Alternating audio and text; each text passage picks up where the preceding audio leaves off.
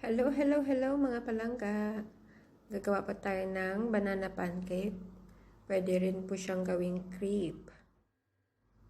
May dalawang saging po tayo dito, dalawang itlog, asin, konti lang po ilalagay natin, baking powder,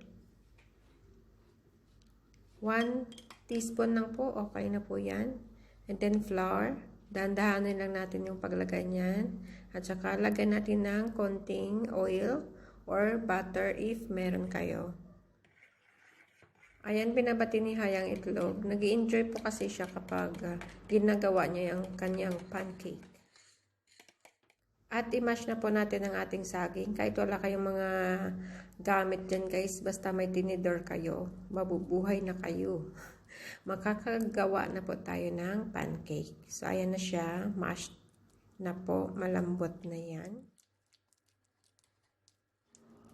You can check on my playlist guys. Meron ako dyang pancake recipes. Merong kamote, kalabasa, etc.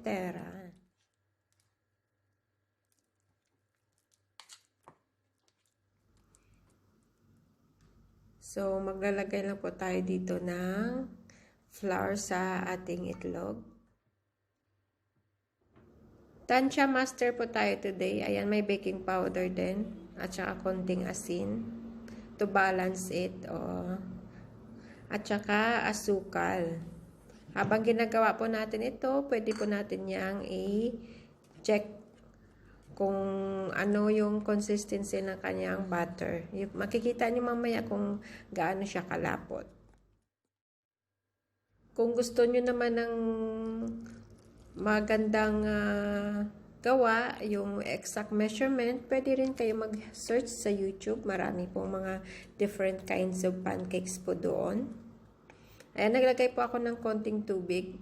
Slowly lang po.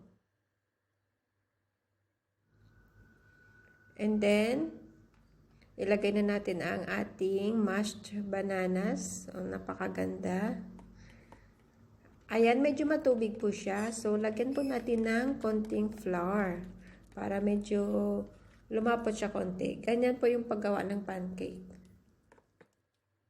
Kapag medyo basa-basa po siya, watery po siya, lagyan ng konting flour para lumapot ng bahagya. Kung sobrang lapot naman po siya, pwede nyong lagyan ng konting tubig. Sa paggawa ng pancake guys, it's your choice. 'Di ba? Doon kayo manood sa sa mga chef talaga kasi meron silang exact measurement.